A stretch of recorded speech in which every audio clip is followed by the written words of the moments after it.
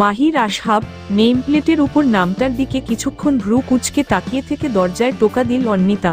ভেতর থেকে রাশভারী এক স্বর ভেসে এল, কাম ইন। অন্বিতা সাহস জুগাল মনে ভেতরে প্রবেশ করল। আমাকে ডেকেছিলেন স্যার?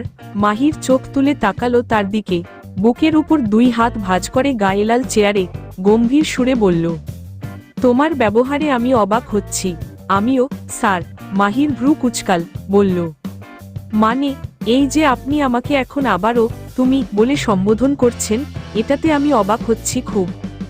মাহির হাসল, বলল, আমার ফিয়ন্সিকে আমি যা খুশি বলবো, তোমার কি? অন্বিতা দু কদম এগিয়ে এসে রুর সুরে বলল, ফর ইউর কাইন্ড ইনফরমেশন, এখন এখানে আপনার ফিয়ন্সি দাঁড়িয়ে নেই।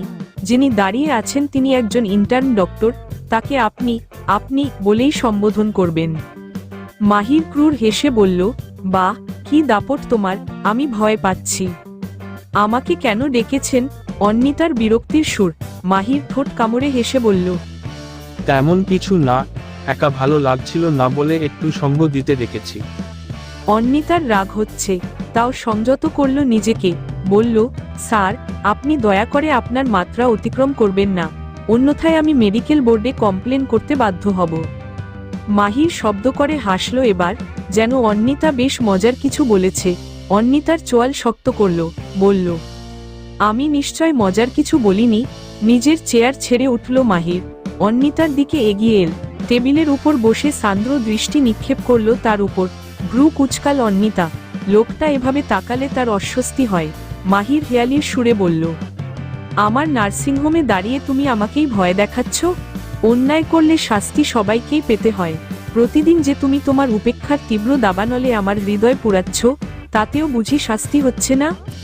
অন্বিতা অন্যদিকে তাকালো, বলল, স্যার দয়া করে পার্সোনাল আর প্রফেশনালকে গুলিয়ে ফেলবেন না। এই নার্সিংহোমে থাকা অবস্থায় আমি কেবলই আপনার জুনিয়র, আপনার এমপ্লয়ি, নাথিং এলস।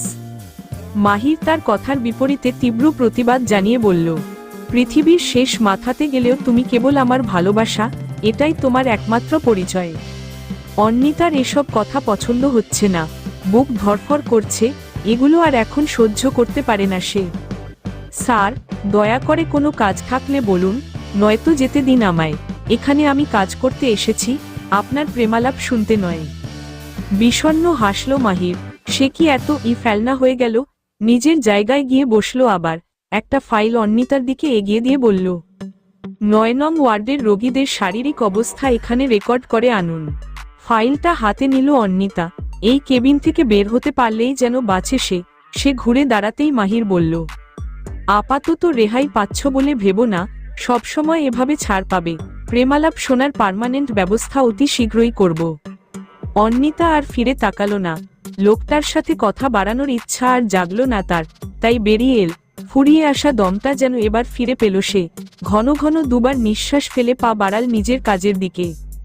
রোগীদের রোগের কথা শুনলে দুঃখ হয় অন্বিতার, তার তখন ইচ্ছে করে চিকিৎসার মতো দীর্ঘমেয়াদী এক প্রক্রিয়া উপেক্ষা করে এক ঝলকেই কোনো এক ম্যাজিক করে সমস্ত রোগ দূর করে দিতে, কিন্তু ডাক্তার রা আর তো ম্যাজিশিয়ান না। একে একে সবার হিস্ট্রি জানা শেষে এবার শেষ রোগীর সামনে দাঁড়ালো সে। রোগীর পাশে তার মেয়ে আছে বোধ হয়। অন্বিতা জানতে চাইল, রোগীর কি হয়েছে? মেয়েটি বলল, বাবা হার্ট অ্যাটাক করেছিলেন, এই নিয়ে 4 বার সবাই বলেছিল মৃত্যু নিশ্চিত, কিন্তু আমার বিশ্বাস ছিল আল্লাহ আমার সহায় হবেন, আর বিশ্বাস ছিল মাহির স্যারের উপর। সেদিন ছুটিতে ছিলেন তিনি, অথচ আমার হাহাকারে ছুটে এসেছিলেন, বাঁচিয়ে দিয়েছিলেন আমার বাবাকে। আমি উনার কাছে আজীবন কৃতজ্ঞ থাকব। অন্বিতা দীর্ঘশ্বাস ফেলল, মানুষটা সবাইকে বাঁচাতে চায়, অথচ নিজের ভালোবাসাকে মেরে ফেলার আগে একবারও ভাবেনি। অন্বিতা বিষণ্ণ মনে আওড়াল, ডাক্তার সাহেব আপনি কেবল আমার ক্ষেত্রেই বড্ড নিষ্ঠুর। শেষটুকু সেরে ক্যান্টিনের দিকে যায় সে, একটা কফি খাবে। সেখানে গিয়ে সে তার বাকি কলিগদেরও পেয়ে যায়। মেয়েরা তাকে দেখে বেশ আগ্রহ নিয়ে জিজ্ঞেস করে, স্যার কি কাজ দিয়েছেন তোমাকে? অন্বিতা তাদের ফাইলটা দেখিয়ে বলে, এই যে রোগীদের হিস্ট্রি রেকর্ড করতে বলেছেন। মেয়েটার নাম তমা, যে মাহিরের কাছাকাছি থাকার জন্য এই অতিরিক্ত চাপটুকু নিতে চেয়েছিল। সে আফসোসের সুরে বলল, এই কাজটা তো আমিও করতে পারতাম, স্যার আমাকে কেন নিল না? অন্য একটা মেয়ে, তার বান্ধবী হয় বোধ হয়, বলল, তোর যে নজর খারাপ স্যার বোধ হয় আগেই বুঝেছিলেন, তাই আর নিজের জীবনের রিস্ক নেননি তিনি। এবার কিন্তু বেশি বেশি বলছিস। তিন্নি হাসি আটকে বলল, মিথ্যে কি বলেছি? নজর খারাপ না থাকলে কি আর প্রথম দেখাতেই স্যারের প্রেমে পড়ে যেতি? মেয়েটা লজ্জামাখা সুরে বলল, অমন একটা হ্যান্ডসাম ডাক্তার, প্রেমে না পড়ে উপায় আছে? অন্বিতা বিরক্ত হচ্ছে তাদের কথায়। ওই লোকটাকে নিয়ে এত আহ্লাদির কি আছে?